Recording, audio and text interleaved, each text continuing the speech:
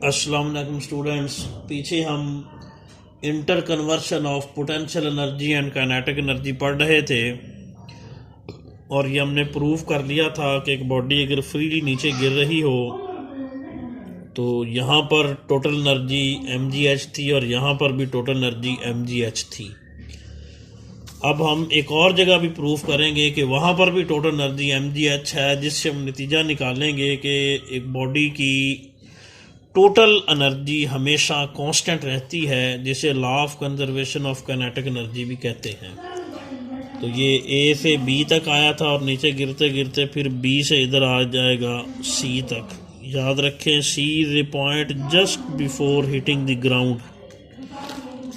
ये point C जो है वो ज़मीन से टकराने से एन थोड़ी देर पहले है। उस वक्त देखेंगे इसकी टोटल एनर्जी कितनी बनती है। तो टोटल एनर्जी के लिए हम इसकी काइनेटिक एनर्जी भी देखेंगे और फिर जो है वो इसकी पोटेंशियल एनर्जी देखेंगे। तो पॉइंट सी पे हम दोनों एनर्जीज निकालेंगे, फिर उनको ऐड करके टोटल एनर्जी निकलेगी।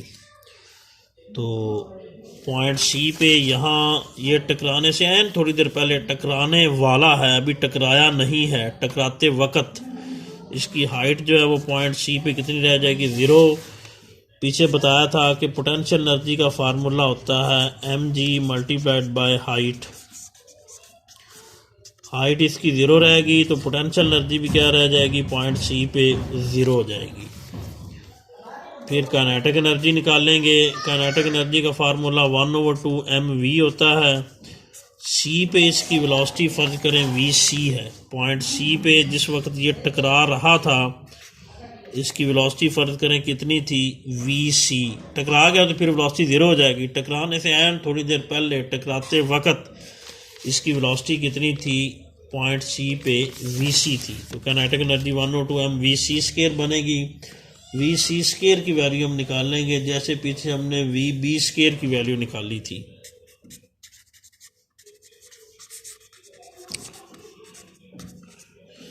तो ऊपर से इसने सफ़र किया, शुरू किया था सफ़र। इनिशियल वेलोसिटी यहाँ पर 0 थी ए पर। ए से सी तक आया तो यहाँ से यहाँ तक आते हुए कितना फासला इसने तय कर लिया? h distance. ए से सी तक आते हुए ए से बी तक आने का डिस्टेंस x था, लेकिन ए से सी तक का डिस्टेंस पूरा h है। फाइनल वेलोसिटी इसकी पॉइंट सी पे vc होगी, यही हमने निकालनी है। ऊपर से नीचे आ रहा है तो एक्सेलरेशन क्या होगा? g। कल जैसे बताया था इस पर थर्ड इक्वेशन ऑफ मोशन लगेगी। Using third equation 2as vf² minus vi²। इसकी वैल्यूज पुट करेंगे इनकी। ए की जगह g लिखेंगे और s किसके इक्वल है? h के। vf की जगह vc आएगा, vi की जगह 0 आ जाएगा। तो vc² की वैल्यू हमारे पास निकलेगी 2gh। ये इधर पुट करेंगे इक्वेशन नंबर 1 में और 2 में। vc² की वैल्यू निकली 2gh, ये इक्वेशन 2 में पुट करेंगे काइनेटिक एनर्जी निकालने के लिए। vc² की ये वैल्यू इक्वेशन 2 में पुट करेंगे। इक्वेशन 2 ये थी, kinetic energy is equal to 1/2mvc²। vc² की वैल्यू 2gh लिख दी। 2 से कट गया, ये कितना आ गया? mgh। ये काइनेटिक एनर्जी निकली। अब पॉइंट सी पे टोटल एनर्जी निकालेंगे। Total energy will be the sum of kinetic energy and potential energy, दोनों का सम होगी। तो ये पॉइंट सी वाली पोटेंशियल एनर्जी है 0 और ये पॉइंट सी वाली काइनेटिक एनर्जी है mgh। तो इनकी वैल्यूज पुट कर दें। काइनेटिक एनर्जी की वैल्यू mgh है और पोटेंशियल एनर्जी की वैल्यू 0 है। इन दोनों को ऐड करेंगे तो वो mgh बन जाएगा। तो टोटल एनर्जी पॉइंट सी पे भी mgh निकलेगी। तो स्टूडेंट, हमने देखा कि पॉइंट ए पर भी टोटल एनर्जी mgh थी, पॉइंट बी पर भी टोटल एनर्जी हमने इस तरह निकाली थी, वो भी कितनी थी? mgh थी। पॉइंट सी पर भी टोटल एनर्जी mgh है। इसका मतलब ये है कि बॉडी जब नीचे गिर रही होगी हर पॉइंट पे इसकी टोटल एनर्जी सेम होगी, यानी टोटल एनर्जी कांस्टेंट रहेगी। ऊपर से नीचे आएगा तो ये देखें काइनेटिक एनर्जी का फार्मूला होता है 1/2 mv², और पोटेंशियल एनर्जी का फार्मूला होता है mgh। ऊपर आते हुए वेलोसिटी बढ़ती है, वेलोसिटी के बढ़ने की वजह से काइनेटिक एनर्जी भी क्या होती है, बढ़ती है। जब बॉडी ऊपर से नीचे गिरती है तो ज़मीन के खींचने की वजह से, अर्थ की अट्रैक्शन की वजह से बॉडी एक्सेलरेट होती है, उसकी वेलोसिटी बढ़ती है, और वेलोसिटी के बढ़ने की वजह से काइनेटिक एनर्जी भी बढ़ती जाती है। और जैसे जैसे बॉडी नीचे आती है इस तरह बदस्तूर उसकी हाइट कम होती जाती है। नीचे आते हुए हाइट जब कम होगी तो पोटेंशियल एनर्जी भी क्या होगी, कम होती जाएगी।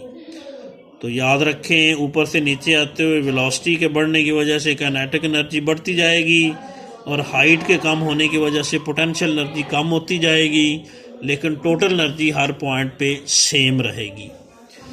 और दूसरा ये भी याद रखें कि पॉइंट ए पे हमने देखा, पॉइंट ए पे पोटेंशियल एनर्जी mgh थी, जबकि पॉइंट सी पे पोटेंशियल एनर्जी कितनी होगी, 0।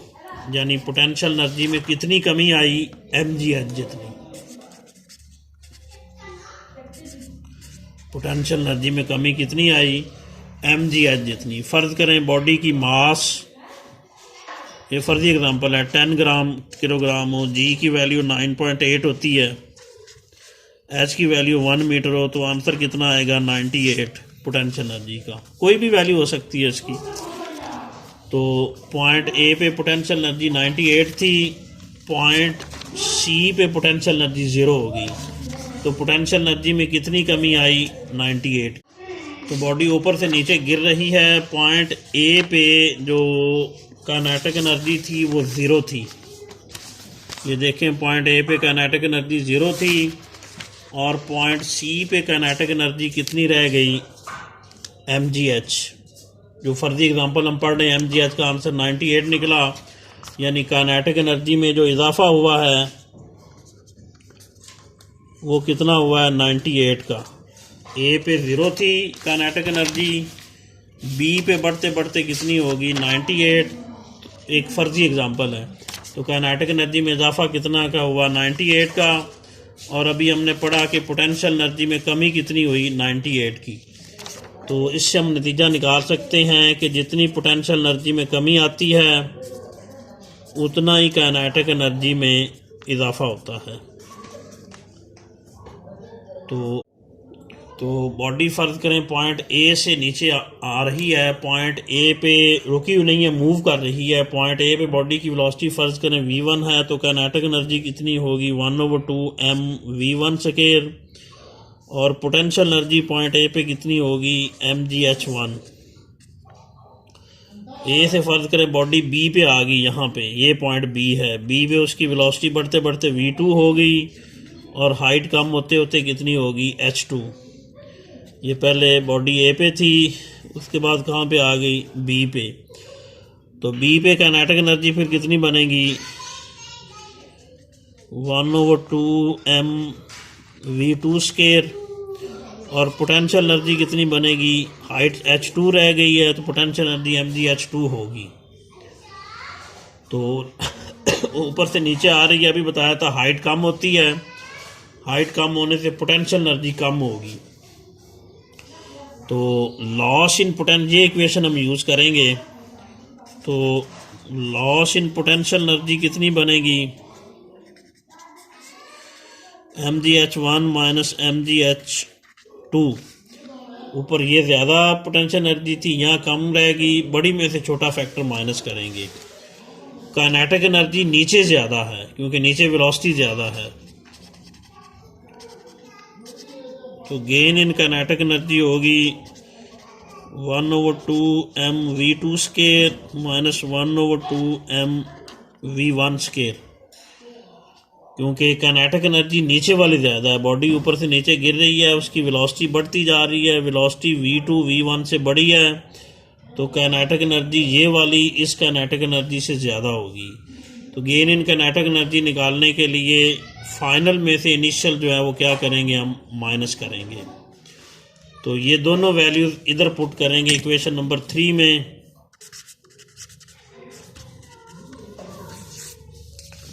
दोनों वैल्यूज इक्वेशन 3 में पुट करेंगे। लॉस इन पोटेंशियल एनर्जी कितनी निकली, mgh1 माइनस mgh2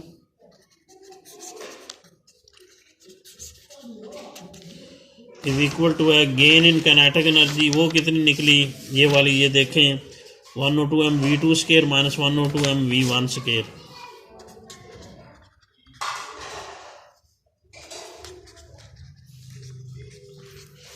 तो ये इक्वेशन भी आपकी बुक में दी गई है।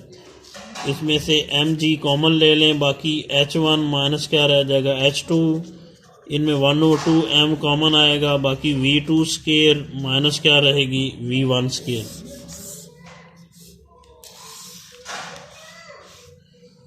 तो ये जो equation loss in potential energy is equal to gain in kinetic energy की निकलेगी। और स्टूडेंट एक ये बात भी याद रखिएगा कि loss in potential energy gain in kinetic energy के इक्वल होती है उस सूरत में अगर फ्रिक्शन शामिल ना हो। फ्रिक्शन शामिल ना हो तो बॉडी जब ऊपर से नीचे गिरती है, जितनी पोटेंशियल एनर्जी में कमी होती है उतना ही काइनेटिक एनर्जी में इजाफा हो जाता है। लेकिन अगर फ्रिक्शन शामिल हो तो फिर जितनी पोटेंशियल एनर्जी में कमी होती है उतना काइनेटिक एनर्जी में इजाफा नहीं होता, बल्कि कुछ एनर्जी फ्रिक्शन में ज़ाया हो जाती है, फ्रिक्शन के ख़िलाफ़ वर्क करने में ज़ाया हो जाती है। तो ये पहले जितने भी हमने इक्वेशनें पढ़ी ये एब्सेंस ऑफ फ्रिक्शन में है, और अगर फ्रिक्शन को भी हम शामिल कर लें फिर ये इक्वेशन यूँ बनेगी कि loss in potential energy is equal to gain in kinetic energy plus होता है वर्क डन अगेंस्ट फ्रिक्शन। जैसे हमने पढ़ा था कि पीछे पोटेंशियल एनर्जी में कमी 98 की आ रही थी, काइनेटिक एनर्जी में इजाफा 98 का हो रहा था। ये उस वक्त था अगर फ्रिक्शन शामिल ना हो। फ्रिक्शन शामिल हो तो फिर पोटेंशियल एनर्जी में कमी फर्ज करें 98 की आए, काइनेटिक एनर्जी में इजाफा 98 का नहीं होगा, वो 90 का होगा या 80 का होगा। बकिया जो 8 जाउल या 18 जाउल जो एनर्जी है वो फ्रिक्शन में ज़ाया हो जाएगी। उस सूरत में इक्वेशन यूँ बनेगी। और लॉस इन पोटेंशियल एनर्जी को हम mgh कहेंगे। काइनेटिक एनर्जी का फार्मूला 1/2 mv स्केयर होता है। फ्रिक्शन का वर्क डन होगा fd, क्योंकि वर्क का फार्मूला fd होता है और फ्रिक्शन फोर्स को स्मॉल f से शो करते हैं। तो उस सूरत में ये इक्वेशन यूँ बन जाएगी। अगर फ्रिक्शन शामिल हो तो loss in potential energy is equal to होगा gain in kinetic energy plus work done against friction. जितनी पोटेंशियल एनर्जी में कमी आएगी वो सारा काइनेटिक एनर्जी में इजाफा नहीं होगा, बल्कि कुछ एनर्जी फ्रिक्शन में ज़ाया हो जाती है। तो उस सूरत में ये इक्वेशन यूँ बनेगी। इस तरह करके फ्रिक्शन का वर्क fd होता है, फ्रिक्शन फोर्स को स्मॉल f से शो करते हैं, वर्क का फार्मूला fd होता है। ये फ्रिक्शन का वर्क है, fd के फार्मूले से निकला है, सिर्फ फ्रिक्शन फोर्स को स्मॉल f से शो किया है। ये चाहे इधर लिख लें चाहे इधर लिख लें, दोनों सूरतों में ये इक्वेशन लिखी जा सकती है। इधर लिखेंगे तो प्लस इधर आकर क्या हो जाएगा, माइनस हो जाएगा, या इस तरह लिख लें।